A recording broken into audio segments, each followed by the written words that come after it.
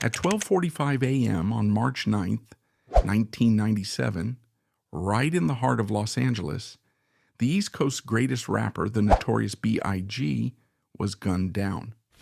Nearly 29 years later, despite the involvement of both the LAPD and the FBI, his murder remains a cold case with 0 arrests and 0 convictions.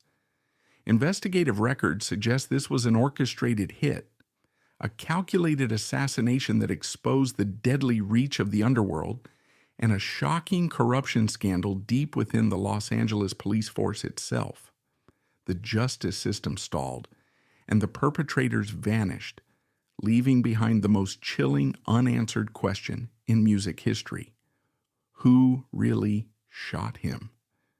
The ballistic reports and shattered glass on a Los Angeles street corner only tell the final chapter. The true tragedy was engineered years earlier. It was forged by a highly sensitive youth who masked his vulnerability behind a ruthless street bravado and a corporate machine that eagerly weaponized that illusion. Christopher Wallace anchored himself to a volatile hip-hop empire, wielding his influence as both a corporate shield and a street-level sword. Ultimately, the very persona he created to survive the neighborhood became the exact target that destroyed him. The story begins far from the flashing lights of Hollywood on the cracked pavement of Bedford-Stuyvesant, Brooklyn, in 1972. In the 1970s, New York City was teetering on the edge of total financial bankruptcy. Municipal services were slashed. Police presence in minority neighborhoods became increasingly adversarial, and decades of redlining had isolated communities like Bedford-Stuyvesant from the city's economic engines. This was a neighborhood abandoned by municipal planning, left to rot in the shadow of a decaying metropolis. The streets were lined with crumbling brownstones, boarded-up storefronts, and vacant lots that served as playgrounds for the neglected youth. The systemic withdrawal of federal and local funding meant that legitimate avenues for upward mobility were systematically dismantled. Before Wallace even learned to walk, into this harsh reality stepped Valletta Wallace, a Jamaican immigrant who arrived in the United States with an iron will and a relentless work ethic. The immigrant experience she brought to Brooklyn was one of strict adherence to traditional values, education, and labor. She worked 2 full-time jobs, often exhausting herself as a preschool teacher, just to maintain a semblance of order, dignity, and economic stability for her only child. Inside their modest apartment at 226 St. James Place, the rules were strict, the floors were spotless, and the expectations were uncompromisingly high. Valletta created a fortress against the chaos outside. She provided for her son, ensuring he never went hungry, never lacked proper clothing, and never had a legitimate economic reason to turn to crime. This is a crucial, often overlooked historical detail. Christopher Wallace did not come from a broken home, nor was he driven to the streets by starvation. He was raised in a household defined by immigrant discipline, profound maternal love, and a clear vision for a respectable future. However, there was a stark, dramatic contradiction between the pristine safety of his mother's living room and the predatory reality waiting just beyond his front door. Christopher was enrolled at Queen of All Saints, a respected Catholic middle school in the neighborhood. Within those walls, he was an exceptional student. He excelled in English, effortlessly winning academic awards and demonstrating a remarkable capacity for language, narrative structure, and vocabulary. He was a quiet, overweight child, often the target of relentless teasing from his peers. He was a thinker, an observer who absorbed the nuances of the world around him with the keen eye of a journalist, but this intellectual capacity only deepened his internal conflict. He was suspended between two entirely incompatible worlds: the academic excellence demanded by his mother's immigrant aspirations and the brutal, unforgiving hierarchy of the Brooklyn streets, where intellect was often viewed as a vulnerability. In the 1980s, the crack cocaine epidemic swept through Bedford-Stuyvesant like a highly contagious plague, fundamentally restructuring the local economy and the social fabric of the neighborhood. The crack epidemic functioned as an unregulated hyper-capitalist underground economy, rewarding ruthlessness and marginalizing traditional labor. For a young man looking out the window of a cramped apartment, the corner boys with their pagers, heavy gold chains, and luxury cars were the only visible figures of ultimate authority and wealth. They bypassed the systemic racism of the corporate world by building their own illicit empires. They commanded respect. They instilled fear. And most importantly, they controlled their own environment, dictating the terms of their survival in a city that had otherwise forgotten them. Despite his intellect and his mother's provision, an insatiable need for street validation consumed him. He felt a profound sense of inadequacy regarding his place in the neighborhood hierarchy. Driven by an insatiable need for social dominance, he turned to the drug trade. He abandoned his academic potential at the age of 17, dropping out of George Westinghouse High School to stand on the dangerous, fiercely contested corners of Fulton Street. He traded his textbooks for a digital pager, a digital scale, and a pocket full of crumpled $20 bills.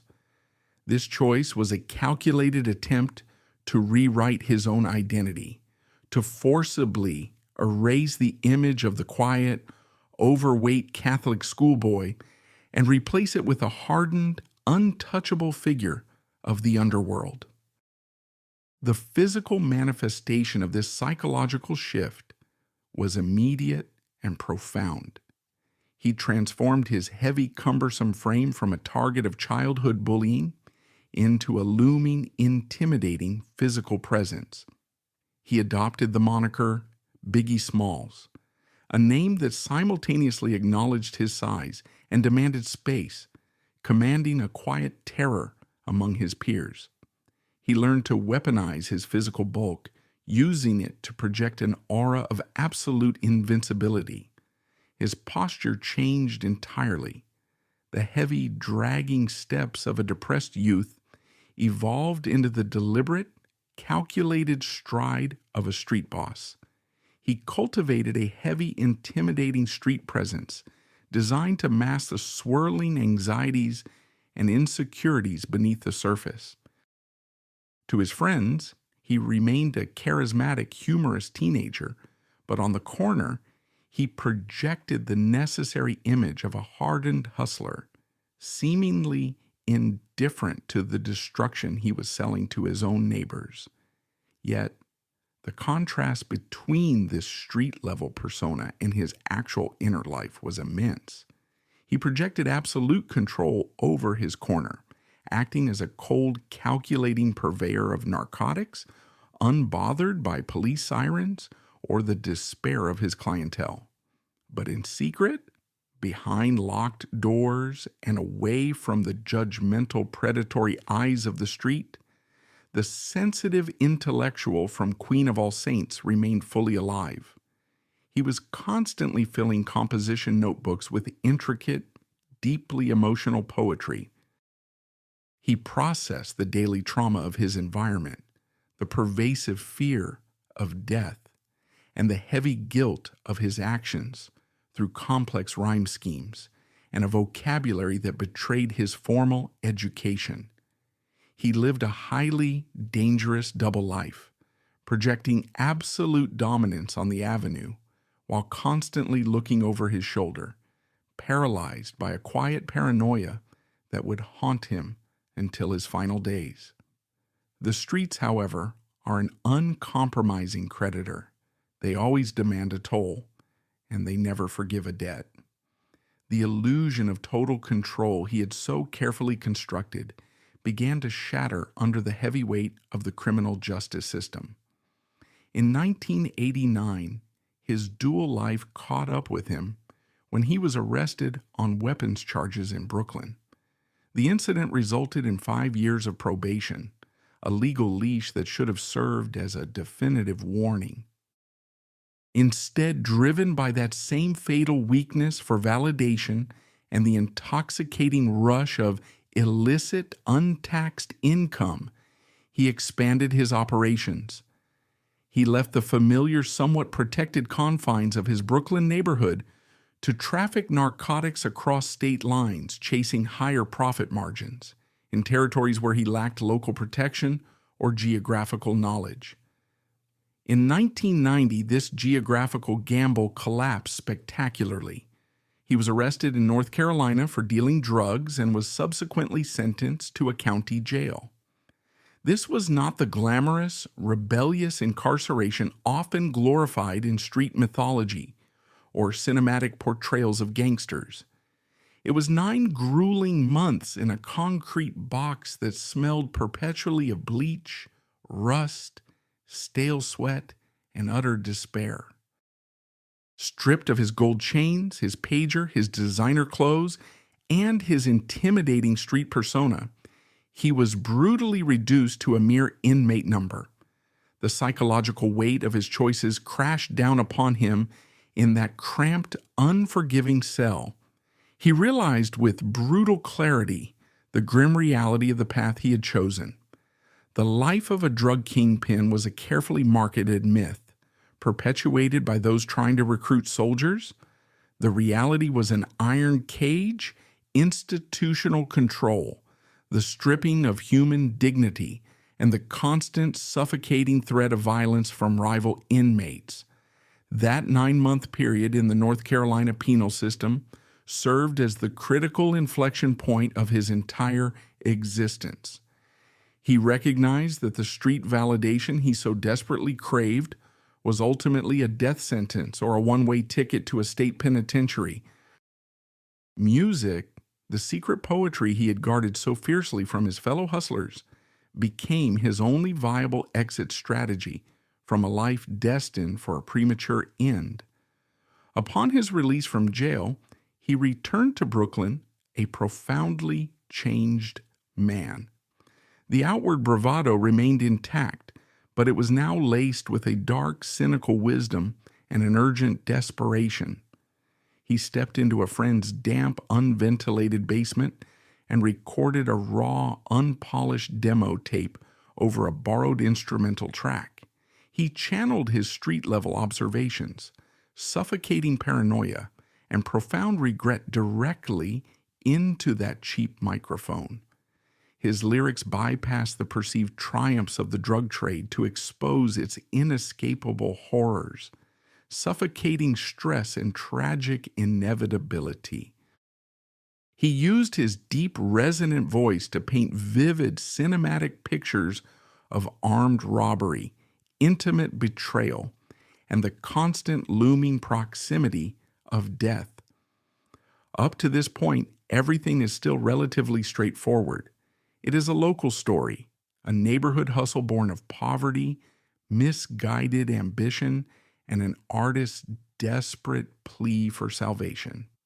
He was just another remarkably gifted kid from Brooklyn trying to find a way out of the trap he had meticulously built for himself.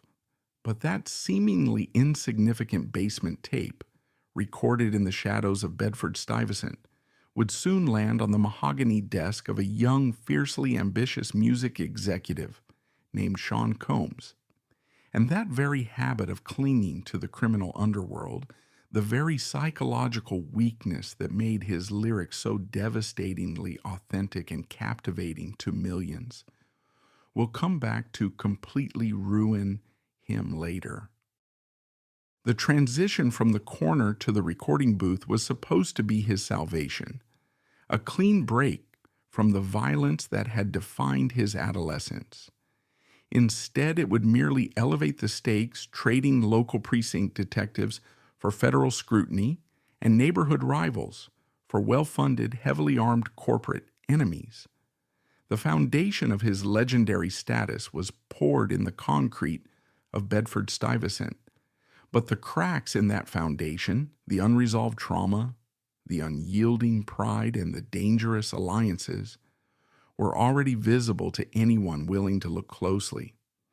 The stage was now set for a meteoric rise that would redefine American music and a catastrophic fall that would expose the darkest intersections of art, commerce, and systemic failure. The raw, unpolished demo tape recorded in a damp Brooklyn basement did not merely circulate, it detonated within the closed quarters of the New York music industry. It eventually landed on the desk of Sean Combs, a fiercely ambitious, profoundly calculated young executive operating within Uptown Records. Combs was a man who understood the architecture of fame better than anyone in the business. He possessed an uncanny ability to identify raw cultural momentum and package it for mass consumption. When Combs pressed play on that cassette, he did not just hear a uniquely gifted vocalist. He heard a highly marketable commodity. He heard the authentic, terrifying sound of the American underclass, a sound that white suburban teenagers and global audiences would pay millions to experience from the safety of their bedrooms. The music industry's darkest, most quietly accepted secret is its predatory reliance on urban trauma. Industry executives eagerly signed him to commodify his pain, entirely indifferent to whether the artist survives the very environment they are profiting from. The initial meeting between Christopher Wallace and Sean Combs was a profound collision of two entirely different survival instincts. Combs was polished, college-educated at Howard University, and fluent in the language of corporate leverage and high society networking. He was a relentless visionary dressed in sharp, tailored suits, armed with a relentless marketing instinct. Across from him sat Wallace, still carrying the heavy, suspicious scowl of a Fulton Street corner boy. Wallace was dressed in oversized utilitarian streetwear, his eyes darting around the executive office, scanning for threats out of pure, conditioned habit. He was a man who still checked his pockets for a digital scale before he checked for his wallet. Combs promised him wealth, global recognition, and an exit strategy from the concrete trap of Bedford-Stuyvesant. Wallace, driven by his fatal psychological weakness, the desperate need for validation, and a way to legitimize his existence, signed the paperwork. The exercise of power in the music industry often begins with a pen, not a pistol, but the wounds it inflicts can be just as permanent. To a young man conditioned to measure wealth by the thickness of a roll of crumpled $20 bills, a $25,000 recording advance feels like infinite, untouchable wealth. It feels like an absolute victory. But in the cold mathematical reality of corporate entertainment, it was an incredibly exploitative bargain. Wallace essentially traded the rights to his life story, his profound psychological trauma, and his unparalleled vocal cords for a microscopic fraction of the eventual corporate profits. He walked out of that office believing he had finally outsmarted the system, entirely unaware that he had simply traded a violent street-level hierarchy for a sophisticated, legally binding form of corporate servitude. He bought his mother a home. He bought heavy diamond-encrusted Rolex watches. He thought he had won the game, oblivious to the fact that he had just stepped onto a much more dangerous, heavily scrutinized board. Shortly after this union, Combs was abruptly fired from Uptown Records. Rather than accept defeat, Combs engineered a brilliant, highly aggressive corporate maneuver. He established his own independent label, Bad Boy Entertainment, and he took Christopher Wallace with him as his flagship artist. Bad Boy Records was not just a company. It was designed to be an empire, a cultural monopoly that would dictate the sound, fashion, and attitude of the 1990s. In this new architecture of power, Combs was the ruthless chief executive, the mastermind directing the aesthetic and the finances. Wallace was the foundation, the massive, unshakable pillar of street credibility upon which the entire corporate structure rested. They needed each other desperately. Combs needed Wallace's dangerous authenticity to validate the label, and Wallace needed Combs's corporate machinery to launder his street persona into global stardom. The recording sessions for his debut album, Ready to Die, were a masterclass in psychological tension and dramatic contradiction. The studio environment itself was a grotesque juxtaposition of high society luxury and underworld menace. Wallace would stand in a multi-million-dollar acoustic vocal booth, surrounded by imported champagne, high-end mixing consoles, and elite audio engineers. Yet the couches in the control room were consistently occupied by his childhood friends from Brooklyn, individuals who still operated strictly by the code of the streets, many of whom still carried unregistered, loaded firearms hidden beneath their designer coats. The physical space of the studio became a bizarre, demilitarized zone where the boardroom and the block awkwardly coexisted. The creation of the album forced Wallace to repeatedly mine his darkest memories. He was required to stand in front of a microphone and meticulously recount the anxiety, the armed robberies, the betrayals, and the suffocating paranoia of his drug-dealing days. He was performing his trauma on command. Combs, exercising his authority as executive producer, expertly manipulated the track list to ensure maximum commercial viability. He forced Wallace to record polished, radio-friendly anthems that celebrated wealth, designer fashion, and extravagant parties. Tracks like Juicy and Big Papa. These were the glittering, accessible hooks designed to pull in the mainstream listener. But Wallace insisted on balancing this forced corporate exuberance with brutally dark, violently realistic narratives like Everyday Struggle and the grim, chilling finale, Suicidal Thoughts. The contrast between his public bravado and his actual inner feelings widened into a dangerous chasm. When the album was released in September 1994, it fundamentally shifted the center of gravity in the hip-hop industry back to the East Coast. It was a monumental critical and commercial triumph. The public saw a triumphant rap kingpin draped in colorful Coogee sweaters and Versace sunglasses, sipping champagne in lavish music videos, and celebrating his escape from poverty. He was universally celebrated as a cultural hero who had achieved the ultimate American dream. But inside, Wallace was deeply conflicted, entirely unmoored by the sudden influx of wealth and the intense, suffocating glare of global fame. The Big Papa persona, the charming, wealthy, relaxed playboy, was a heavy, exhausting mask designed to conceal a man who was still terrified of his own shadow. The physical manifestations of his anxiety were undeniable. Even while wearing custom-tailored suits that cost more than a car, he retained the defensive, hunched posture of a corner boy, anticipating an ambush. He constantly chewed his fingernails to the quick.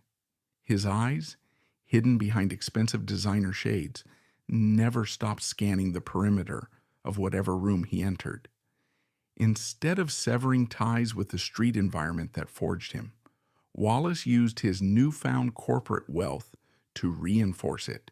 He institutionalized his past by forming a collective called Junior MAFIA, an acronym for Masters at Finding Intelligent Attitudes. In reality, it was a mechanism to put his childhood friends, individuals deeply entrenched in the criminal mindset of Bedford-Stuyvesant, directly onto the bad boy payroll. He exercised his power not by distancing himself from the danger, but by becoming a financial patron, a mafia don operating within a corporate setting.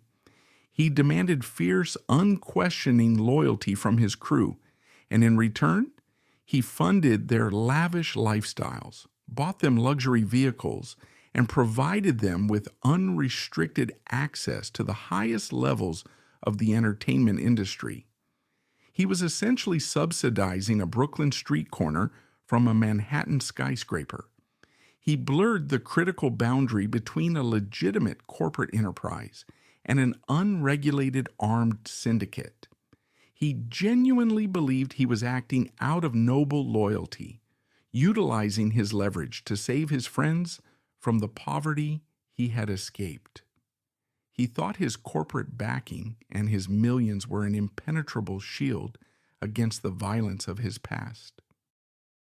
But by bringing the block into the boardroom, he ensured that any conflict, any perceived slight, and any territorial dispute would no longer be settled with fists in a neighborhood alley, but with high-caliber weapons in the public eye. The visual contradictions of this era are striking and deeply disturbing. You would see bad boy executives reviewing complex licensing contracts and global marketing budgets at a mahogany conference table, while just down the hall, Wallace's entourage debated street politics with the casual, terrifying ease of active combatants. The luxury SUVs purchased by the label essentially functioned as armored personnel carriers, transporting a volatile mix of lyrical genius and unresolved urban aggression across state lines. Wallace had achieved everything his mother had painstakingly dreamed of when she scrubbed floors and worked double shifts. He had the money, the critical acclaim, and the absolute loyalty of his borough. Yet, he could not sleep peacefully. The localized street validation he once craved had mutated into a massive, unmanageable industry phenomenon, breeding an extreme, pervasive paranoia. He had successfully monetized the danger of his past, but he had failed to realize that the danger was entirely real, and it was quickly adapting to his new tax bracket. Until then, Wallace had navigated the intense friction between his massive bank account and his volatile background with relative success. He is balancing on a razor's edge, maintaining the lucrative illusion of a gangster while operating as a highly disciplined corporate asset. Everything is still functioning under the careful, watchful management of Bad Boy Records. But the plot twist is in late 1994, inside a sterile, highly secured Times Square recording studio, when the theatrical violence of his platinum-selling lyrics abruptly collides with physical bleeding reality. And this is where the polished corporate veneer shatters entirely, setting into motion a chain of events that will burn the entire industry to the ground. The polished corporate veneer of Bad Boy Records shattered entirely on the night of November 30th, 1994, inside a building that was supposed to be a sanctuary for the industry's elite. Quad Recording Studios, located in the heart of Times Square, was a bustling epicenter of commercial music production. It was a place where millions of dollars in corporate advances were translated into platinum records, but the recording industry frequently invites the wolves to dine with the sheep. Long before the Coastal War, The millions of dollars and the armed security details, Wallace was essentially a protege to the very man who would later become his most dangerous adversary, Tupac Shakur. When Wallace was still a relatively unknown artist from Brooklyn, struggling to transition from the street corner to the mainstream, Shakur was already a certified superstar. Shakur was a critically acclaimed actor, a platinum-selling rapper, and a fiercely charismatic cultural lightning rod. When they met in 1993, Shakur did not view the heavy-set, quiet kid from Bedford-Stuyvesant as a threat. He saw a kindred spirit, a raw talent that needed nurturing. The dynamic was entirely unequal. Shakur was the established king, and Wallace was the apprentice.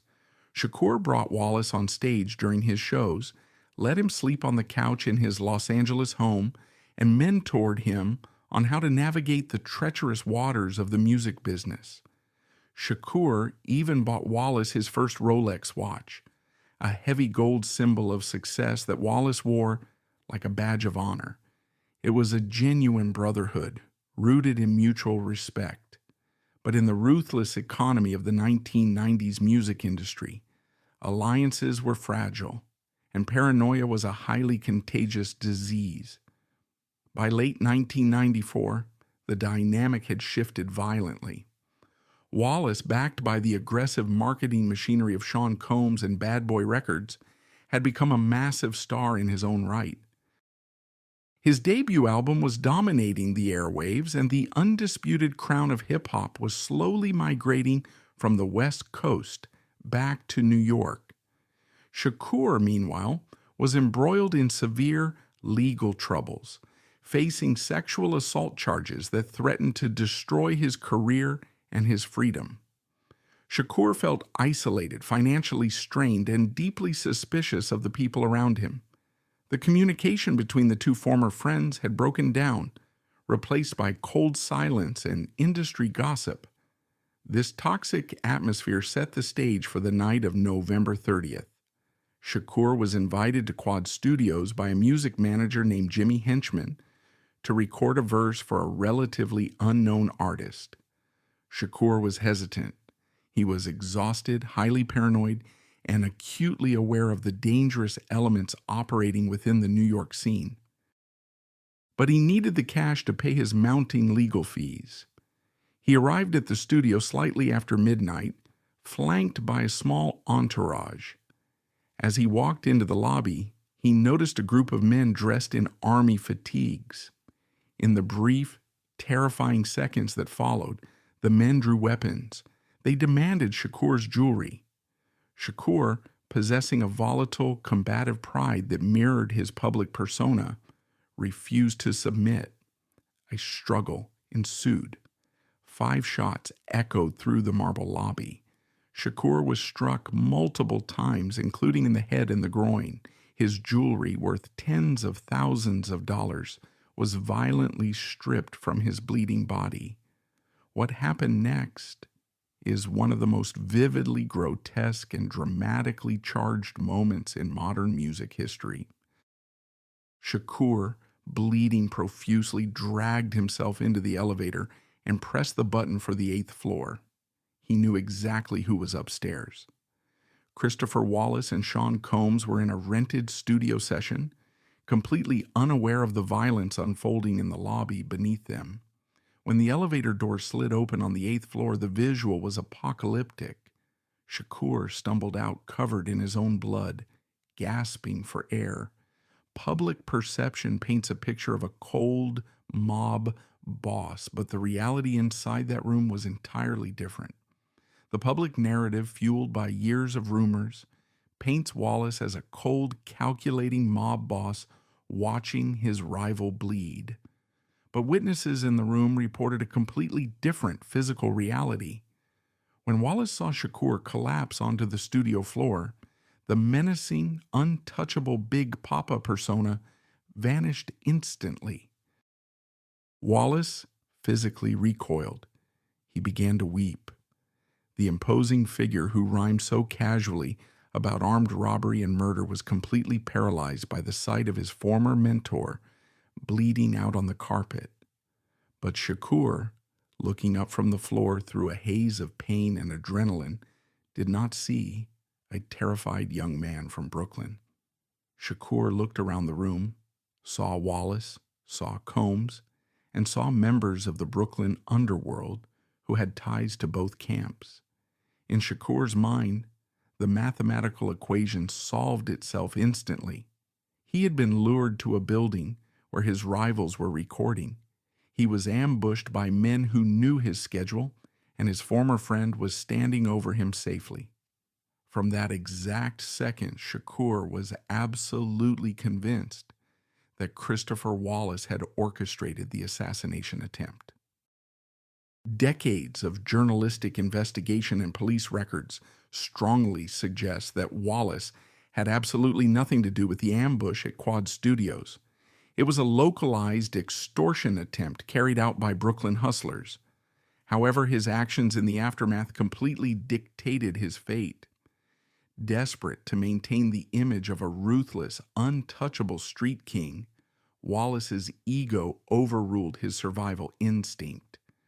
When Shakur survived the shooting, went to prison on his assault charges, and publicly accused Bad Boy Records of setting him up, Wallace had a choice. He could have publicly, loudly, and repeatedly denied the accusations, expressing genuine sympathy for his former friend and prioritizing truth over his reputation. He could have used his massive platform to de-escalate the situation. Instead, he chose silence. And in the criminal underworld, silence in the face of a direct accusation is not viewed as innocence. It is interpreted as a confession. Wallace felt that publicly pleading his innocence to the media would make him look weak, vulnerable, and ungangster. He believed that the street code dictated he should ignore the accusations and let his power speak for itself. He allowed his ego to overrule his survival instinct. This was a catastrophic miscalculation. By refusing to dismantle the narrative that he was a criminal mastermind who could orchestrate a hit in Times Square, he inadvertently validated Shakur's paranoia. He chose to protect his mythological rap persona, even as it actively painted a massive glowing target on his own back. This brings us to a crucial piece of evidence that perfectly illustrates the grotesque nature of this conflict, a surprising fact that most casual observers misunderstand completely. In early 1995, while Shakur was locked in a maximum security prison cell, boiling with rage and plotting his revenge, Wallace released a gritty, menacing track titled "Who Shot Ya?" The lyrics were a masterclass in psychological warfare, describing a brutal, calculated hit on a rival, complete with taunts about the victim bleeding out. The timing of the release was so precise, so incredibly incendiary, that the entire world, including Shakur, assumed Wallace had written it specifically to mock the Quad Studios shooting. It was viewed as the ultimate disrespect, a musical victory lap over a wounded enemy. But the truth is far more complicated and speaks directly to the reckless corporate machinery surrounding Wallace. Who Shot Ya? Was not written about Tupac Shakur. It was recorded months before the Quad Studios incident, originally intended as an intro track for R&B singer Mary J. Blige. Wallace had written it as a generic, fictionalized street narrative. However, Combs and the Bad Boy executives, fully aware of the brewing tension and the media firestorm surrounding Shakur's accusations, made the calculated corporate decision to release the track as a B-side single exactly when the controversy was at its peak. They weaponized a coincidence for commercial gain. They knew the public would connect the song to Shakur, and they knew the controversy would drive record sales. They sacrificed Wallace's personal safety on the altar of marketing. The consequences of this policy were immediate and devastating. The release of "Who Shot Ya" permanently severed any possibility of a diplomatic resolution. It confirmed every paranoid delusion Shakur harbored in his prison cell.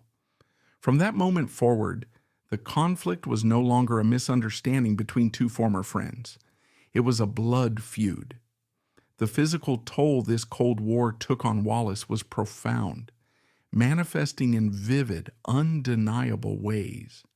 The man who had once commanded the corners of Brooklyn with absolute confidence was now a prisoner within his own massive success. The gap between his public bravado and his private terror expanded exponentially.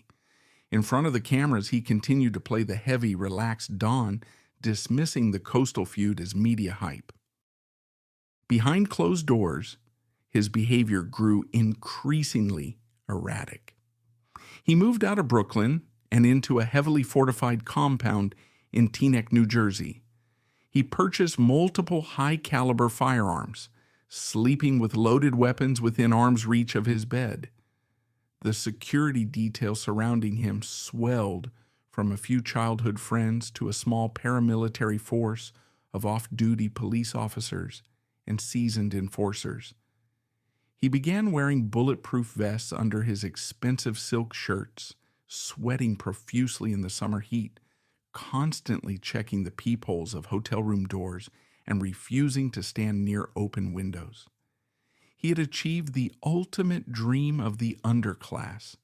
He was a millionaire, a global icon, a man whose voice dictated the culture of an entire generation. Yet his everyday reality was defined by a suffocating, relentless fear of assassination. He was a king who could not enjoy his castle because he was terrified of the shadows in the hallways. He had successfully monetized the danger of his past, but he failed to realize that the danger had followed him into the penthouse. Before this shift, the violence and the threats remained relatively disorganized. The conflict was largely contained to New York recording studios, prison interviews, and the heated imaginations of rap fans. The power dynamics were still localized, driven by individual egos and street-level extortion. But in late 1995, the chessboard expanded to California, and the rules of engagement were entirely rewritten. A new, terrifyingly organized force entered the narrative, recognizing the immense profit potential in Shakur's rage. When Marion Suge Knight arrived at the Clinton Correctional Facility with a multi-million-dollar bail check to secure Shakur's release, the dispute ceased to be a simple rivalry between artists. It instantly mutated into a fully funded, heavily armed corporate war. This was the critical turning point where the unchecked power of a Los Angeles record executive transformed Christopher Wallace's localized paranoia into an inescapable national nightmare. The arrival of Marion Suge Knight at the Clinton Correctional Facility in late 1995 weaponized the industry. Death Row Records operated less as a traditional label and more as a heavily armed syndicate. Under Knight's absolute dictatorial control, it became a paramilitary organization with a lucrative distribution deal. Knight, explicitly rejecting polished boardroom diplomacy, institutionalized street-level terrorism as a standard corporate practice. He staffed his payroll not with marketing executives, but with active, documented members of the Mob Peru Bloods, a notoriously violent Los Angeles street gang. He transformed the label's headquarters into an armed fortress bathed in blood-red aesthetics, where physical assaults, intimidation, and extreme coercion were the primary methods of negotiation. Major international corporate distributors willfully turned a blind eye to this criminal infrastructure, eagerly laundering the staggering profits of a syndicate because the music was simply too lucrative to ignore. When Knight posted the $1.4 million bail to secure Tupac Shakur's release from prison, he was not performing an act of charity. He was executing a brilliant, deeply cynical corporate acquisition. He knew that Shakur was sitting in a cell, boiling with a toxic mixture of trauma, perceived betrayal, and an absolute conviction that Christopher Wallace had orchestrated his shooting at Quad Studios. Knight recognized that this unadulterated rage was a highly marketable commodity. By bringing Shakur to Death Row Records, Knight effectively married the most charismatic, emotionally volatile artist in the world with the most heavily armed, ruthlessly aggressive record label in existence. It was the equivalent of handing a loaded, untraceable firearm to a man actively having a psychological breakdown. Shakur, previously an artist who balanced militant social commentary with profound vulnerability, was instantly radicalized by the death row environment. He adopted the label's militant posture, transforming his personal vendetta against Wallace and Bad Boy Records into a holy war, fully financed by Knight's deep corporate pockets. The public declaration of this war had actually been staged months earlier, providing a grotesque preview of the violence to come. In August 1995, the Source Awards were held at the Paramount Theater in Madison Square Garden, New York City. This event is a critical historical marker. It was supposed to be a celebration of hip-hop culture, but the physical reality in the room was terrifying. The theater was thick with unspoken tension, functioning less like an auditorium and more like a heavily contested border zone between heavily armed rival factions. When Suge Knight took the stage to accept an award, he did not thank his producers or his artists. Instead, he leaned into the microphone and delivered a chilling, calculated recruitment pitch aimed directly at Wallace's camp. He publicly mocked Sean Combs's tendency to ad-lib on his artists' records and dance in their videos, telling any artist who wanted to maintain their independence to come to death row. Knight's challenge served as a calculated tactical strike delivered directly in enemy territory. The visual of Knight, a towering figure dressed in menacing solid colors, challenging the entire New York industry from a stage in Manhattan, shattered the illusion of a peaceful rivalry. When Wallace later took the same stage to accept his own awards, the dramatic contradiction was palpable. He won Artist of the Year, the highest honor possible, yet he looked profoundly uncomfortable. His massive frame shifted nervously. His eyes darted toward the shadows of the theater. He was holding a heavy crystal trophy, but he recognized that he was standing squarely in the crosshairs of a ruthless, highly organized syndicate. He was the undisputed king of New York, yet he felt entirely surrounded. The psychological toll of this escalating conflict began to manifest physically on Wallace in deeply disturbing ways. As Shakur, newly released from prison, began a relentless, highly publicized media campaign attacking Wallace's character, his street credibility, and even his marriage, Wallace's judgment was paralyzed by the very street code he refused to abandon. Instead of using his immense wealth and public platform to aggressively denounce the violence, issue a clear public denial regarding the Quad Studios shooting, and de-escalate the feud. But Wallace could not let go of the Big Papa Mafia Don persona. He believed that responding to Shakur's frantic, venomous attacks would make him appear desperate and weak. He chose the strategy of the silent, unbothered kingpin, hoping his stoicism would project power.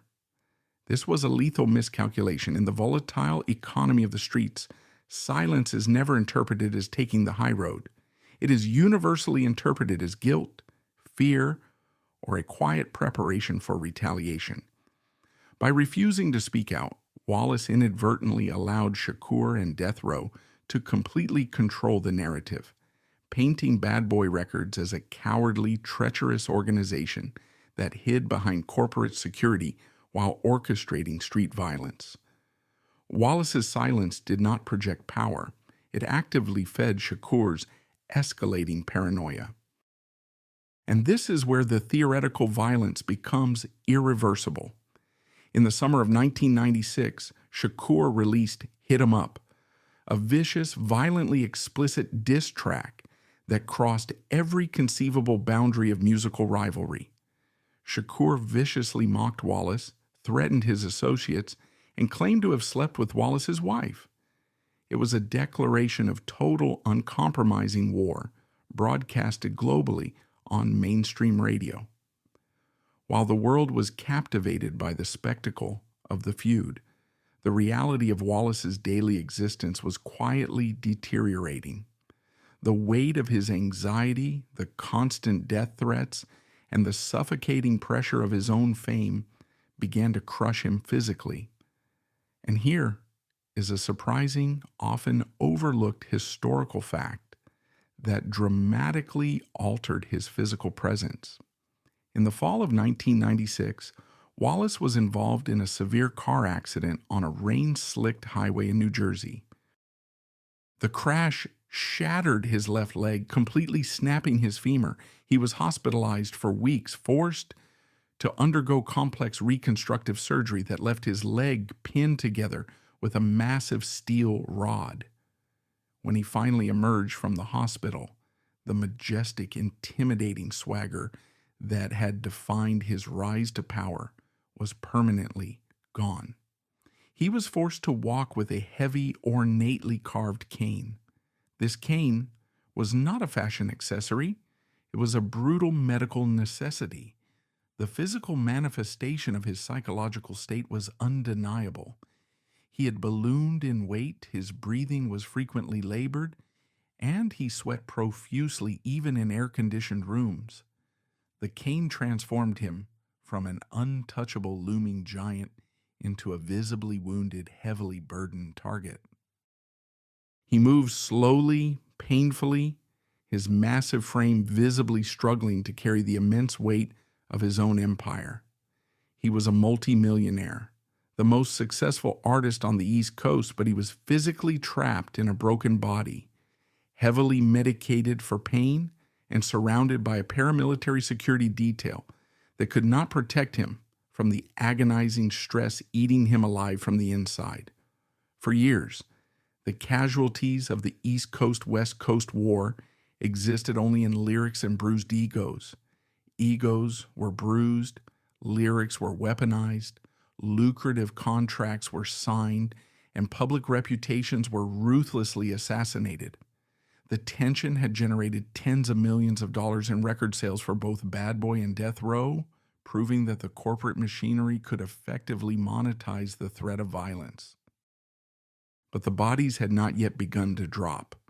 The executives and the artists were playing a dangerous, highly profitable game of chicken, assuming the safety nets of their fame and their wealth would prevent the conflict from spilling into actual bloodshed. Then, in September 1996, the illusion of safety shattered completely, and the reality of the streets reasserted its dominance over the industry. On the night of September 7th, Tupac Shakur and Suge Knight attended a Mike Tyson heavyweight boxing match at the MGM Grand in Las Vegas. The atmosphere in the city was electric, hyper-masculine, and deeply volatile, a perfect reflection of the death row aesthetic. Following a violent physical altercation in the casino lobby, where Shakur and death row associates severely beat a member of the Southside Compton Crips, Shakur and Knight departed in a black BMW. While stopped at a red light on Flamingo Road, a white Cadillac pulled alongside their vehicle. A gunman rolled down the window and opened fire with a .40 caliber Glock, pouring 14 rounds into the passenger side of the BMW. Shakur was struck 4 times in the chest, pelvis, and right hand. Knight was grazed in the head by fragmentation. 6 days later, on September 13, 1996, Tupac Shakur died from internal bleeding at the age of 25. The brightest, most volatile star in the hip-hop universe was extinguished in a matter of seconds, leaving behind a terrifying, chaotic vacuum of power. The immediate aftermath of Shakur's assassination was not characterized by triumph or relief within the bad boy camp. It was characterized by absolute, suffocating terror. When Christopher Wallace received the news of Shakur's death, the facade of the ruthless mob boss crumbled, exposing his actual humanity once again. Just as he had done at Quad Studios 2 years prior, Wallace broke down and wept. He did not celebrate the demise of his greatest rival. He mourned the loss of his former friend, the man who had bought him his first Rolex and mentored him when he was a nobody. But beneath the genuine grief lay a profound, icy realization of his own vulnerability. Wallace knew with absolute certainty that the streets do not care about police reports or a lack of evidence. He knew that the massive, grieving legions of West Coast fans, the deeply entrenched gang members affiliated with Death Row, and the sensationalist media would immediately, unconditionally blame him for the murder. The fact that the Las Vegas police investigation immediately stalled out, plagued by the very same no snitching code that governed Brooklyn, only made the situation more dangerous. Without a clear suspect behind bars, the target was permanently painted on Wallace's back. The tragic irony of his situation was grotesque. He had spent his entire career cultivating the image of an untouchable criminal mastermind, a man who could pull strings from the shadows. Now, that very image was being used to indict him in the court of public opinion for a murder he did not commit. He was a prisoner of his own mythology. The blood feud had transcended the control of the corporate executives. It had returned to the streets where the currency was not platinum plaques, but violent retribution.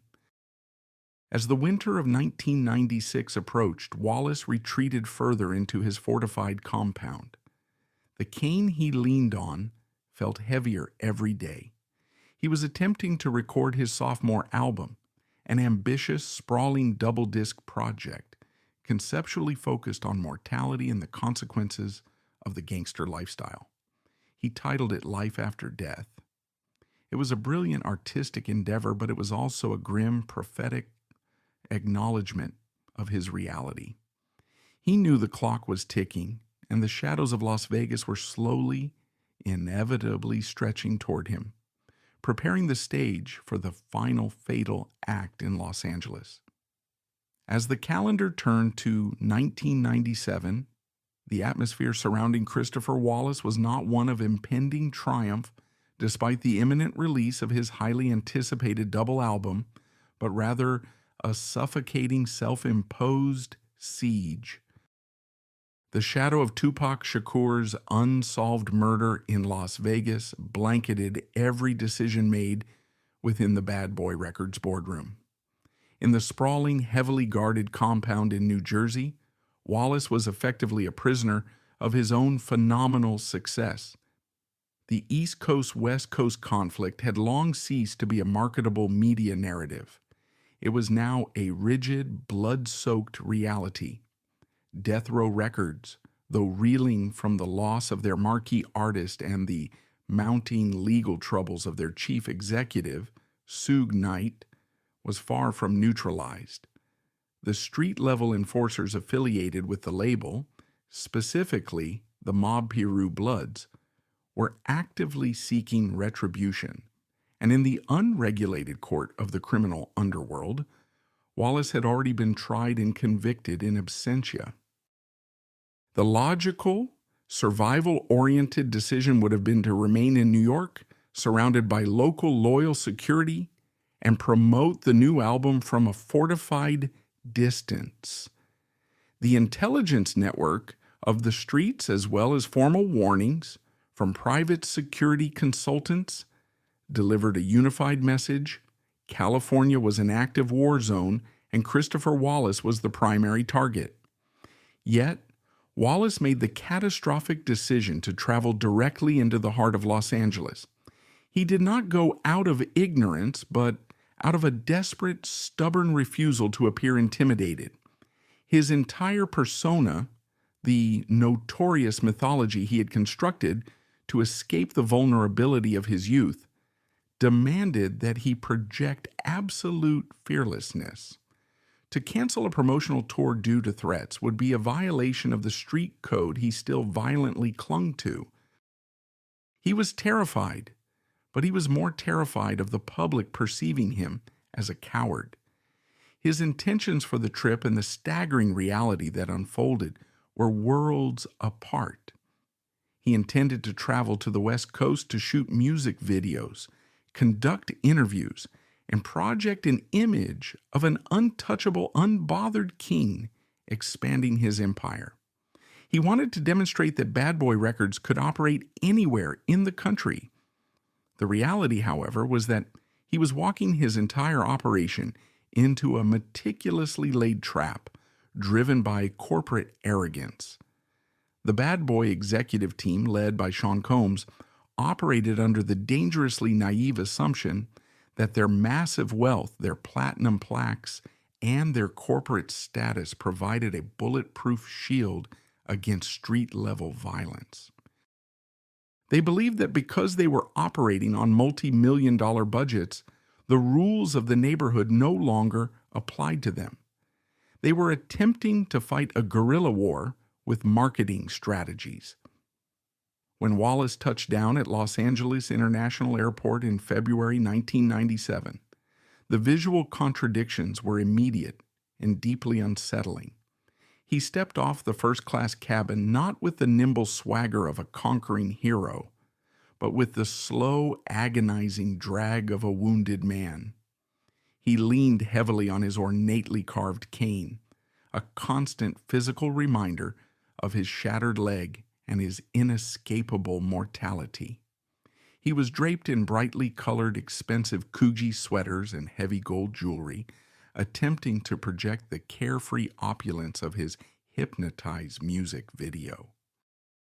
Yet, beneath the vibrant silk, he was sweating profusely, his eyes darting frantically behind dark designer sunglasses, scanning the sun-drenched tarmac for potential shooters.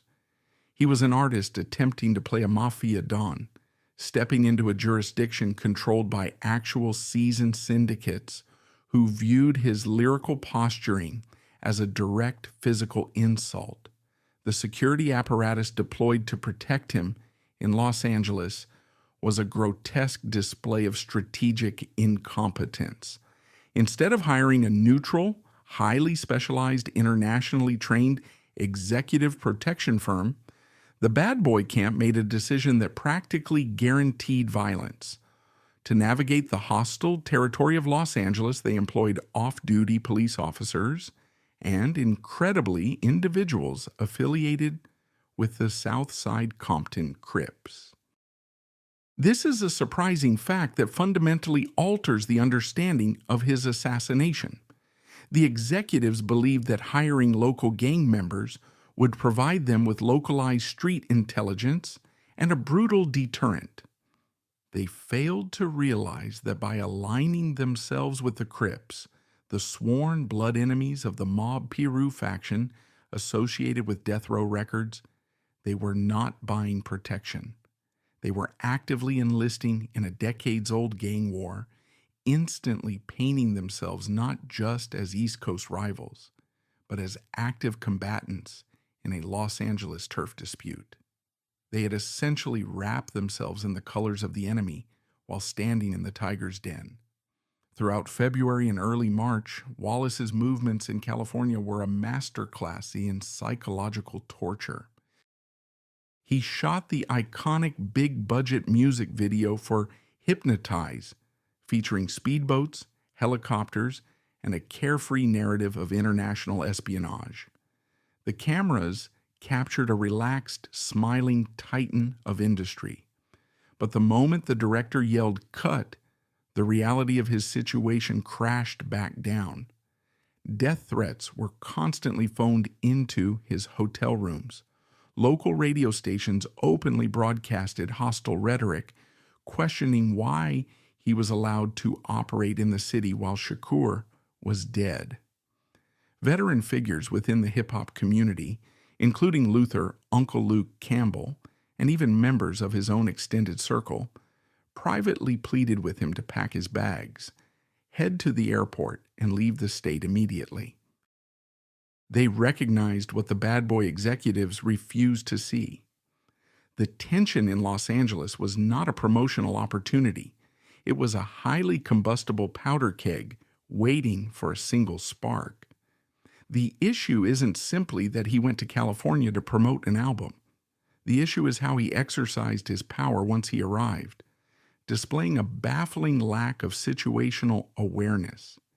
He continued to move through the city in massive, highly conspicuous convoys of luxury SUVs. He attended high-profile parties sitting in VIP sections that offered absolutely no strategic exit routes, entirely reliant on a disjointed security team that spent more time enjoying the complimentary champagne than securing the perimeter. He was relying on the sheer intimidation factor of his celebrity to keep the wolves at bay, a strategy that had worked in the boardrooms of Manhattan but was utterly useless on the unforgiving asphalt of Wilshire Boulevard. This dangerous cocktail of arrogance and paralyzing fear reached a boiling point on the evening of March 8, 1997, at the 11th Annual Soul Train Music Awards, held at the Shrine Auditorium. This event was supposed to be a triumphant moment, a platform to present an award and solidify his status as a beloved national figure. But the Shrine Auditorium was located in the heart of Los Angeles, and the audience was heavily populated by West Coast loyalists and individuals deeply entrenched in the local gang infrastructure. When Wallace's massive figure, leaning heavily on his cane, slowly emerged onto the stage to present the award for Best R&B/Soul Single, the response from the crowd was visceral and immediate. Instead of polite applause or ecstatic cheers, a deafening, unified chorus of boos and hostile shouts engulfed him. The physical manifestation of his psychological shock was caught on camera. He froze at the podium. The confident, booming voice that had dominated the airwaves wavered. For a few agonizing seconds, the mask of the Notorious B.I.G. slipped entirely, revealing the deeply sensitive, terrified kid from Brooklyn. He looked out into a sea of faces that actively hated him, realizing in that exact moment that his millions of dollars, his platinum records, and his corporate backing could not buy him respect or safety in this city. He managed to force a tight, uncomfortable smile, quickly read the teleprompter, and limped off the stage as fast as his shattered leg would allow. That public humiliation at the Shrine Auditorium was a definitive turning point. It was a clear, undeniable broadcast that his presence in Los Angeles was completely rejected. Following the awards, the tension within Wallace's inner circle was palpable. Even the most arrogant members of his entourage could feel the atmosphere tightening, the invisible noose of the city drawing closer. The logical conclusion to that terrifying evening would have been an immediate evacuation. The private jets were waiting at the tarmac, a midnight flight back to the fortified safety of New Jersey was entirely possible. Wallace himself expressed a deep desire to leave, complaining of exhaustion and a heavy, unexplainable sense of dread. He wanted to go home. He wanted to see his children. He wanted to escape the suffocating heat and the relentless, hateful glares. But the plot twist is that the corporate machinery, the relentless pursuit of visibility, demanded one final appearance. Against all survival instincts, against the intelligence reports, and against the clear, undeniable hostility demonstrated just hours prior at the Shrine Auditorium, the Bad Boy executive team decided that the convoy would remain in Los Angeles for one more night. They were scheduled to attend a highly publicized, packed after-party co-hosted by Vibe magazine and Quest Records. It was deemed a necessary networking event, a final show of strength before their departure. The decision to attend that after-party ultimately escalated a bitter feud into a calculated, mechanical, and devastatingly precise execution. The decision to remain in Los Angeles for the Vibe magazine after-party on the night of March 8, 1997, is one of the most heavily scrutinized logistical failures in the history of the entertainment industry. The venue chosen for this event was the Peterson Automotive Museum, located on Wilshire Boulevard, right in the heart of the Miracle Mile district. On paper, it was a spectacular high society location. It was a massive multi-level facility dedicated to the celebration of Los Angeles car culture, filled with pristine vintage automobiles, gleaming chrome, and polished marble floors. It was designed to project wealth, status, and exclusivity. But in the ruthless calculus of executive protection, the Peterson Automotive Museum was a geographic nightmare. It was a highly publicized, densely packed enclosed space with limited exits. Situated in a jurisdiction where Bad Boy Records had zero tactical control, the guest list was a volatile, unregulated mixture of Hollywood celebrities, platinum-selling recording artists, heavily armed corporate security, and deeply entrenched members of the Los Angeles underworld who had simply purchased tickets or bypassed the velvet ropes. The Bad Boy executive team was essentially throwing a victory parade inside a minefield. Christopher Wallace arrived at the museum carrying the immense physical and psychological exhaustion of the previous weeks. The visual of his entrance was a profound exercise in dramatic contradiction.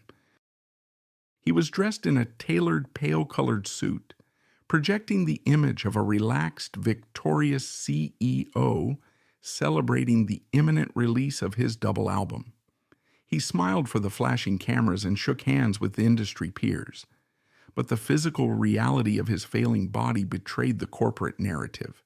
He leaned heavily on his wooden cane, dragging his shattered left leg across the museum's polished floors. The temperature in the building was rising rapidly as thousands of guests packed into the exhibit halls, and Wallace was sweating profusely. He found a seat in a VIP section, surrounded by the towering figures of his security detail and his childhood friends from Brooklyn. The DJ was spinning his latest hit, Hypnotize, and the crowd was dancing, but Wallace was profoundly isolated. His eyes, hidden behind dark sunglasses in a dimly lit room, constantly scanned the crowd. He was a man who had mastered the art of observation on the dangerous corners of Bedford-Stuyvesant, and his street-level instincts were screaming that the environment was entirely compromised.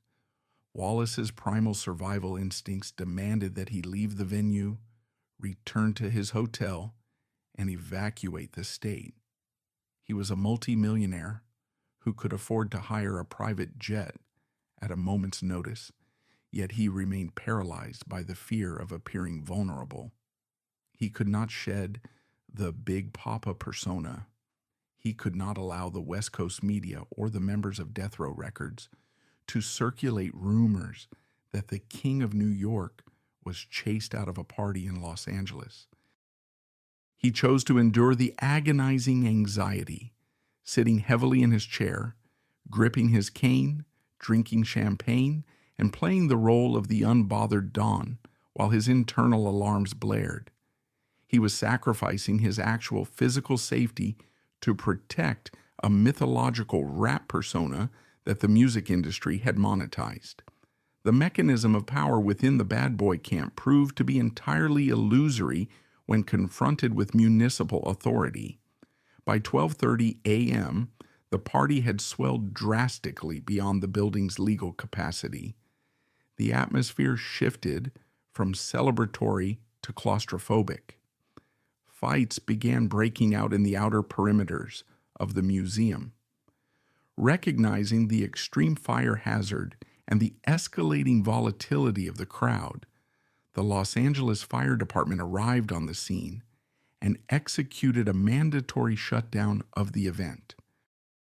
The music was abruptly cut. The house lights flared on, instantly shattering the glamorous ambiance and exposing a tense, overheated sea of thousands of frustrated partygoers. The forced evacuation turned the museum into a chaotic, disorganized funnel, pushing celebrities, executives, and gang members out through the same narrow exits onto the chaotic sidewalks of Wilshire Boulevard. In this moment of forced, unscripted movement, the bad boy security protocol completely collapsed. Executive protection relies on sterile environments, clear extraction routes, and strict vehicle access. None of these existed on the street outside the museum. The valet area was a gridlocked nightmare of luxury vehicles, shouting fans, and aggressive paparazzi. It took agonizing minutes for the bad boy convoy to be staged. The convoy was arranged in a specific, highly problematic sequence. Vehicle 1 was a black Chevy Suburban, carrying Sean Combs and 3 bodyguards. Vehicle 2 was a dark green Chevrolet Suburban. Wallace, leaning heavily on his cane, made his way to the second vehicle.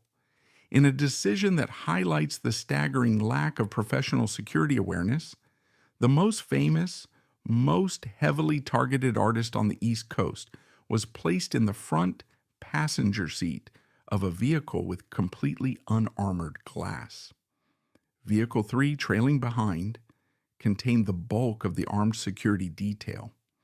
At 12:45 a.m., the 3-vehicle convoy finally broke free from the chaotic valet line and began driving west on Wilshire Boulevard, intending to return to their hotel in Beverly Hills.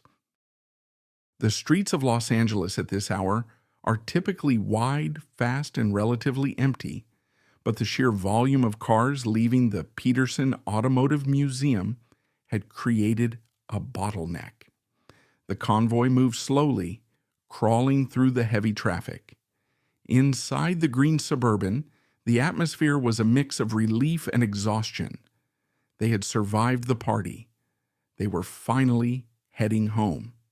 The driver of Wallace's vehicle was Gregory G. Money Young, a close associate. In the back seat sat Damian D. Rock Butler and Lil Cease, Wallace's closest childhood friends and members of the junior MAFIA. The music was playing, the heater was on, and for the first time all evening, the heavy defensive posture of Christopher Wallace began to relax. He was a massive target confined in a glass and steel cage, entirely dependent on the structural integrity of a convoy that was about to be effortlessly dismantled. The convoy traveled less than 50 yards before being forced to stop at a red light at the intersection of Wilshire Boulevard and Fairfax Avenue. This intersection is a massive multi-lane crossroads in the heart of Los Angeles. Vehicle 1, containing Sean Combs, successfully cleared the intersection just as the light turned yellow, speeding ahead into the darkness. Vehicle 2, carrying Wallace, was caught by the red light and came to a complete halt in the right-hand lane of Wilshire. Vehicle 3, the security detail, was trapped in traffic further behind. In a matter of seconds, the strict three-car formation was severed. The green Suburban was completely isolated at the red light, severed from its vanguard and stripped of its rear guard. The scene was eerily quiet compared to the chaos of the museum. The streetlights illuminated the green Suburban. Then, a dark, late-model Chevrolet Impala SS pulled out of the surrounding traffic. It did not pull up behind Wallace's vehicle. It aggressively maneuvered into the lane directly to the right of the green Suburban, coming to a sudden, precise stop entirely parallel to the front passenger door.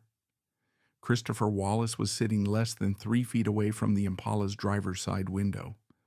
What happened next represents a chilling, grotesque deviation from the standard operating procedures of Los Angeles gang violence. Drive-by shootings are typically chaotic, adrenaline-fueled events executed by young men wearing gang colors, shouting affiliations, and firing wildly from moving vehicles. But the man behind the wheel of the Impala SS was the antithesis of a frantic street soldier. This is a terrifying, verified detail that completely altered the trajectory of the investigation. The shooter was dressed in a sharp pale blue suit, wearing a crisp white shirt and a carefully tied blue bow tie. He possessed the clinical, unbothered demeanor of a professional. There was no shouting. There was no exchange of words. There was no gang sign thrown. The shooter simply rolled down the tinted window of the Impala, locked eyes with Christopher Wallace, and drew a 9mm blue steel pistol. The execution was mechanical in its precision. The shooter did not empty a magazine blindly into the vehicle. He fired 6 deliberate, accurately placed shots directly through the passenger side door and window. The concussive roar of the 9mm shattered the quiet of the intersection. The glass of the Suburban exploded inward, filling the cabin with sharp flying shrapnel. The heavy customized sound system of the SUV was instantly drowned out by the screams of the passengers in the back seat. The shooter did not panic. He did not speed away recklessly. Having delivered the payload, the man in the blue suit calmly accelerated the Impala, cut across the lanes of traffic on Fairfax Avenue, and seamlessly vanished into the labyrinth of the Los Angeles night. Inside the green Suburban, the reality of the East Coast-West Coast War had finally materialized in blood and shattered glass. Christopher Wallace, the undisputed king of New York, the lyrical genius who had escaped the traps of Bedford-Stuyvesant only to build a gilded cage in the music industry, slumped heavily against the dashboard.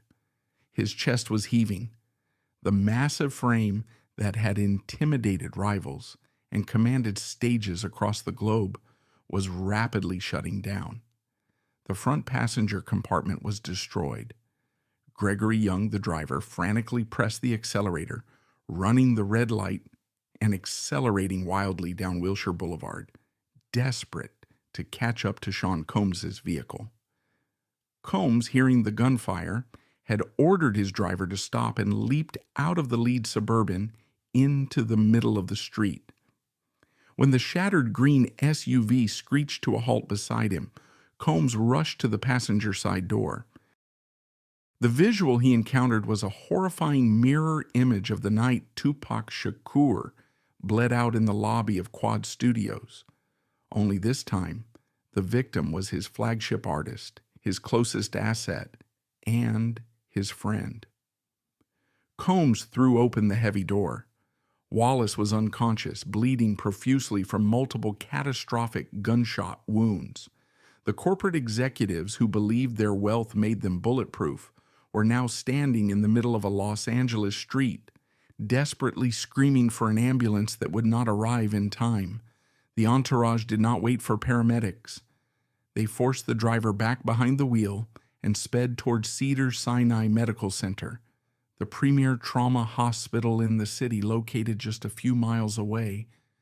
The SUV tore through the emergency room driveway, its horn blaring, the doors swinging open before the vehicle had completely stopped.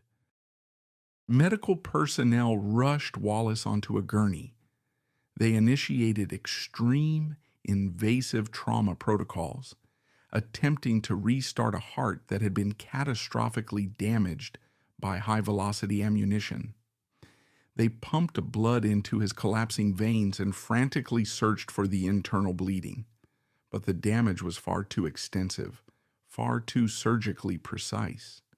The medical staff at Cedars-Sinai fought for 30 agonizing minutes, but the human body, regardless of its wealth, its platinum records, or its mythological status, cannot survive a direct, targeted dismantling of its vital organs.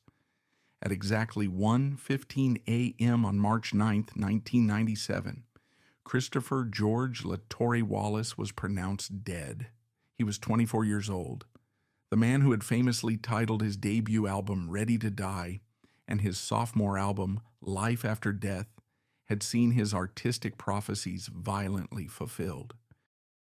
The news of his assassination sent a massive, terrifying shockwave across the global music industry, instantly halting the reckless, highly profitable feud that had consumed the culture for 3 years. But the immediate aftermath of the shooting was not just a period of mourning. It was the beginning of a massive systemic cover-up. Because when the Los Angeles County coroner finally placed Wallace's massive body on the steel autopsy table and began to trace the trajectory of the 4 bullets that struck him, the medical evidence revealed a terrifying truth. The forensic evidence instantly ruled out a random gang initiation or a botched robbery, pointing the finger of blame away from the street corners of Compton directly toward the badge-wearing officers of the Los Angeles Police Department. The transition of Christopher Wallace from a global cultural icon to a subject of forensic pathology is a chilling study in the uncompromising reality of street violence. When the Los Angeles County Coroner's Office took possession of his remains, the mythological aura of the Notorious B.I.G. was entirely stripped away, leaving only the grim physical evidence of a meticulously planned execution. For 15 years, the exact details of the autopsy were kept sealed, fueling relentless public speculation and conspiracy theories. It was not until December 2012 that the complete autopsy report was finally released to the public, and the document itself reads less like a medical evaluation and more like a definitive prosecution of a professional assassin. The issue here is not simply how many times Wallace was shot. The issue is what the specific trajectory and nature of the ammunition prove about the forces that orchestrated his death. The autopsy confirms that Wallace was struck by 4 bullets from a 9mm pistol. The physical path of each projectile reveals the clinical precision of the attack. The first 3 bullets, while highly destructive, were non-fatal. Bullet 1 struck Wallace in the left forearm, traveling down to his wrist. Bullet 2 hit his back, missing all vital organs and exiting through his left shoulder. Bullet 3 struck his left thigh, exiting through his inner thigh. The trajectory of these initial shots suggests that Wallace, reacting to the sudden explosion of glass and the concussive sound of the weapon, instinctively attempted to twist his massive frame away from the window, turning his back toward the shooter in a desperate, futile bid for cover. However, it was the 4th bullet that definitively ended the life of the East Coast's greatest storyteller. The ballistics of this final shot demonstrate the terrifying lethality of the attack. As Wallace twisted away, the 4th bullet entered his right hip. The projectile tore a catastrophic upward diagonal path through his lower body. It shattered his colon, sliced cleanly through his liver, pierced his heart, and finally came to a complete stop, resting deeply within his left lung. The physiological destruction was instantaneous and irreversible. No trauma center in the world, regardless of how quickly he arrived, could have surgically repaired the catastrophic internal bleeding caused by that single devastating round. But the most damning piece of forensic evidence, the detail that fundamentally altered the trajectory of the investigation and definitively dispelled any lingering theories of a random gang initiation or a botched robbery, was the ammunition itself. When forensic investigators extracted the fatal bullet from Wallace's left lung, they did not find a standard cheap lead round commonly utilized in Los Angeles street crime. They discovered a very specific, highly rare type of ammunition known as Gecko 9mm. This was European ammunition manufactured in Germany, specifically designed to be armor-piercing. It was exceptionally expensive, very difficult to procure on the domestic black market, and almost exclusively favored by professional security contractors, high-level syndicates, and law enforcement tactical units. The presence of Gecko 9mm ammunition was a profound, undeniable broadcast. The man in the blue suit and the bow tie was not a local gang member trying to make a name for himself. He was a highly trained, well-funded professional who brought specialized armor-piercing rounds to a hit, operating under the assumption that his target might be wearing a ballistic vest. The immediate aftermath of the shooting plunged the Los Angeles Police Department into an investigative nightmare. By the time the sun rose over the Peterson Automotive Museum on the morning of March 9, 1997, the crime scene had been thoroughly compromised. The intersection of Wilshire and Fairfax, one of the busiest corridors in the city, had to be cleared for morning traffic. The initial canvassing by detectives from the Wilshire Division yielded a terrifying silence. There were hundreds of people on the street that night. There were dozens of vehicles in the immediate vicinity of the shooting. Yet, the LAPD encountered a massive, impenetrable wall of silence. The cultural code of no snitching, the very same street philosophy that Wallace had championed and monetized in his music, was now actively protecting his assassin. The irony of this situation is profoundly grotesque.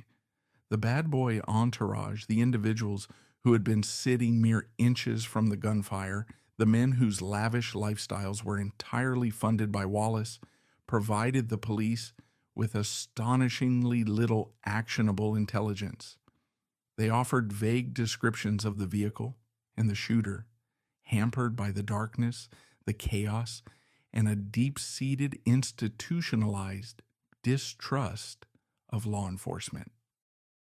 They were entirely unwilling to cooperate in any meaningful structural way, with the LAPD preferring to handle the grief and the potential retaliation internally.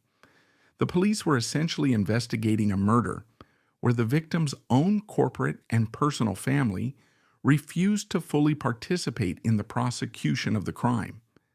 As the weeks turned into months, the investigation splintered, reflecting the overwhelming complexity of the Los Angeles underworld. The initial, most prominent theory pursued by a multi-agency task force, later detailed extensively by former LAPD detective Greg Kading, focused directly on the most obvious motive: raw, unadulterated retaliation for the murder of Tupac Shakur. Kading's investigation suggested that the assassination of Christopher Wallace was not a random act of East Coast-West Coast hatred, but a highly specific, financially motivated contract, killing orchestrated from within a prison cell. The music industry's reliance on gang culture fueled this theory. Marion Sue J. Knight, the imposing dictatorial head of Death Row Records, was not walking the streets of Los Angeles when Wallace was murdered. He was incarcerated, serving time on a probation violation directly stemming from the violent casino brawl that occurred just hours before Shakur was killed in Las Vegas. From his cell, Knight watched his empire begin to crumble. He had lost his flagship artist, he was facing severe legal and financial pressure, and his reputation as the untouchable, terrifying king of the West Coast was severely compromised. According to Kading's federal task force, Knight's psychological need to project absolute power and avenge his fallen star drove him to utilize his deepest, most dangerous connections. Knight could not rely on his corporate executives to execute a retaliation. He had to reach down into the paramilitarized infrastructure of the Mob Piru Bloods, the gang that effectively functioned as Death Row's private security apparatus. Kading's files allege a deeply cynical, transactional arrangement that strips the hip-hop tragedy of its poetic mythology and reduces it to a cheap, dirty business deal. The investigation claimed that Knight utilized a trusted female associate, specifically the mother of one of his children, to act as a financial conduit. This woman allegedly arranged a meeting with a notorious, deeply feared enforcer affiliated with the Mob Piru gang named Wardell Poochie Faust. The contrast between Christopher Wallace and Wardell Faust is stark and illuminating. Wallace was a poet, an intellectual who utilized the imagery of violence to build a massive corporate fortune, but who ultimately lived in fear of the reality he rapped about. Faust, on the other hand, was the physical embodiment of that reality. Unlike the celebrities he targeted, Faust operated strictly as a hardened, ruthless enforcer within the Los Angeles gang structure, relying on extortion, narcotics, and contract violence. According to the Kading investigation, the price placed on the life of the greatest rapper of his generation was a staggering insult to his global stature. Faust was allegedly offered a mere $13,000 to execute the hit. The theory posits that Faust, acting entirely on Knight's orders, meticulously tracked Wallace's movements throughout his time in Los Angeles. Faust would have utilized the vast, informal intelligence network of the Bloods to monitor the bad boy convoy, waiting for the perfect, strategically sound moment to strike. The chaotic, forced evacuation of the Peterson Automotive Museum provided the exact logistical breakdown a professional hitman requires. When the green Suburban was isolated at the red light on Wilshire Boulevard, the contract was brutally fulfilled. For Kading and his task force, the narrative was complete, wrapped in the grim logic of gang retaliation. It explained the motive, it identified the financier, and it named the trigger man. However, in the rigorous evaluation of true crime history, the Mob Piru theory contains several massive, glaring contradictions that demand closer scrutiny. It forces the observer to question the physical reality of the crime scene against the profile of the alleged assassin. Wardell Faust was a documented active gang member. His standard operating procedure, like all gang enforcers in Los Angeles, typically involved chaotic, high-volume drive-by shootings using standard, easily accessible ammunition. He was a man of the streets, operating within the aesthetic and the rules of the streets. But the witnesses in the vehicles surrounding Wallace's SUV that night did not describe a heavily tattooed gang member shouting affiliations from the window of a battered car. They consistently described a man who looked remarkably out of place in a gangland execution.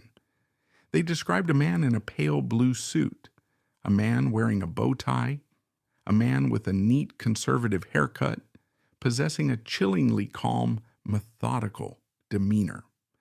Furthermore, the use of rare, imported Gecko 9mm armor-piercing ammunition entirely contradicts the standard armory of a mob Peru enforcer. A street soldier operating for $13,000 does not typically source expensive, specialized European tactical rounds. These glaring inconsistencies, the gap between the profile of the alleged gangland shooter and the highly sophisticated clinical reality of the actual assassination, began to pull the investigation in a completely different, infinitely darker direction. The forensic evidence and the witness statements suggested that the individual behind the wheel of the Impala SS was not a gangbanger taking orders from a prison cell, but a highly trained specialist who possessed a profound understanding of tactical operations and crime scene evasion. To find answers that matched the sophisticated nature of the hit, a different investigator had to look past the superficial narrative of a rap rivalry.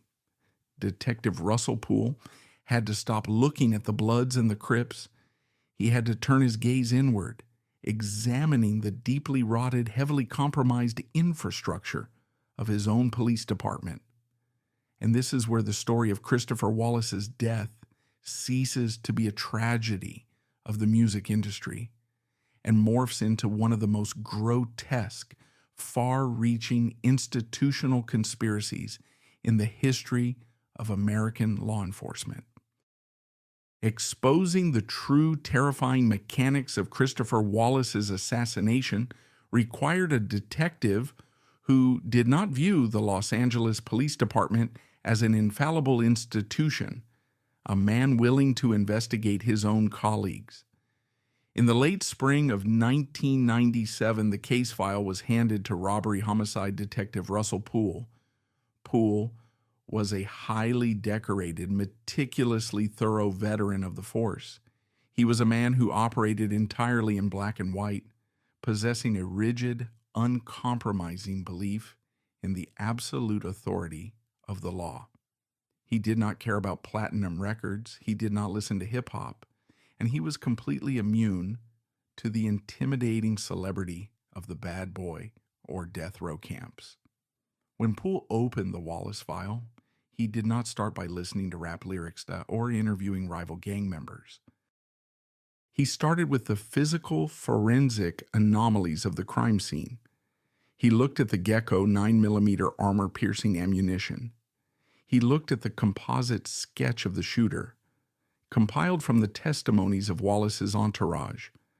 A clean-shaven, neatly groomed African-American man wearing a pale blue suit and a bow tie. Poole immediately recognized that this profile was a massive, glaring contradiction to the standard operating procedure of a mob Peru street soldier. Poole understood that street gangs simply did not operate with that level of clinical silent precision, nor did they utilize highly expensive European tactical rounds. The execution at the Peterson Automotive Museum possessed all the hallmarks of a specialized intelligence operation or a rogue law enforcement hit.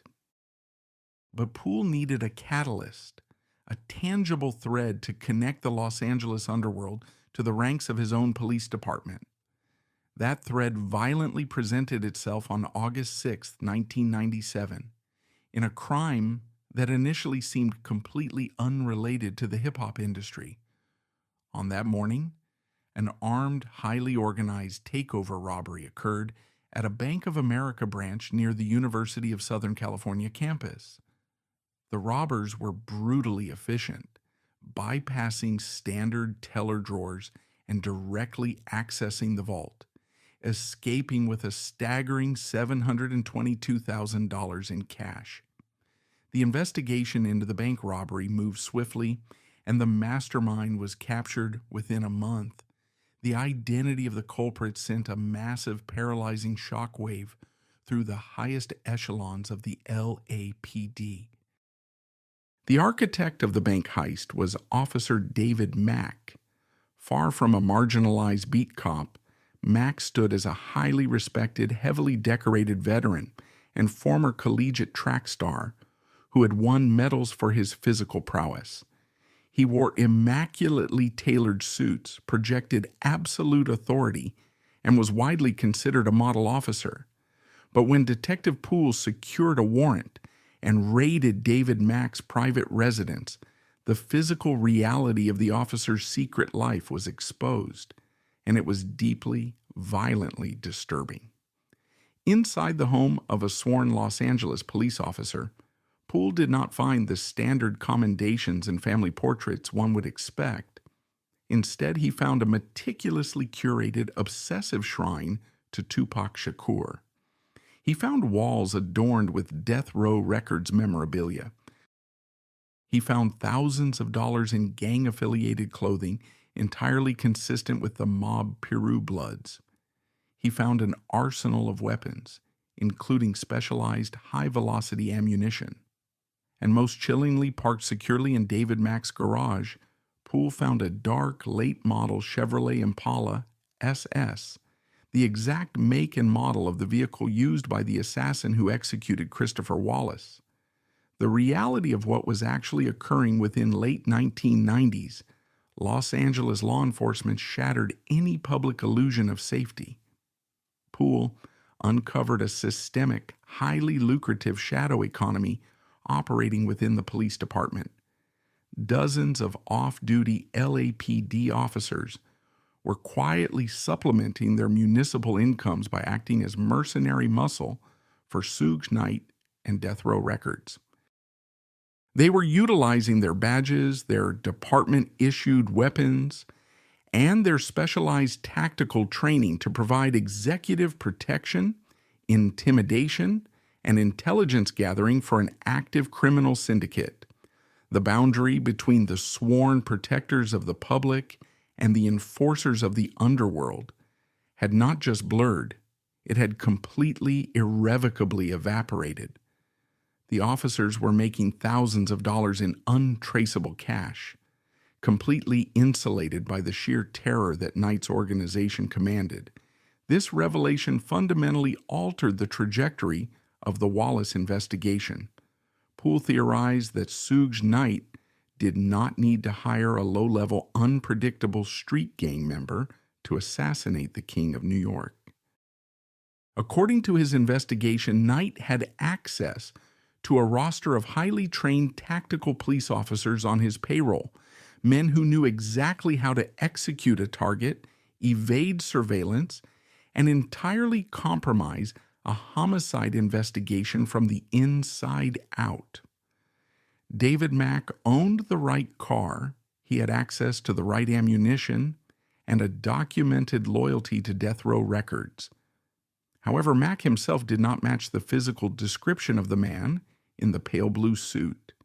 To Detective Poole, Mack appeared to be the logistical architect, but not the triggerman. Poole relentlessly pursued the missing link, pulling the visitor logs from the county jail where David Mack was incarcerated for the bank robbery. He systematically ran background checks on every individual who came to visit the disgraced officer.